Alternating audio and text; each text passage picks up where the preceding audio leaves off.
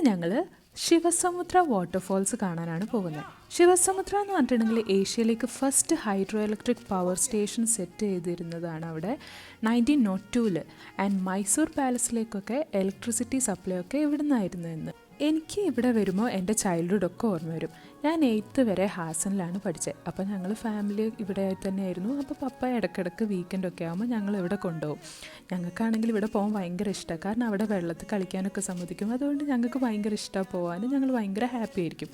ഇതെന്ന് പറഞ്ഞിട്ടുണ്ടെങ്കിൽ ഭയങ്കര ജയൻ്റ് ആയിട്ടുള്ളൊരു വാട്ടർഫോൾസാണ്. അതുകൊണ്ട് തന്നെ ഭയങ്കര ഡീപ്പൊക്കെ ആയിരിക്കും. അതുകൊണ്ട് പപ്പ ആദ്യം വെള്ളത്തിലിറങ്ങി മെല്ലെ മെല്ലെ ഡീപ്പാണോ അല്ലേ സേഫായിട്ടുള്ളൊരു സ്പോട്ടൊക്കെ കണ്ടെത്തിയിട്ട് മാത്രമേ ഞങ്ങൾ അതിലിറക്കൂ.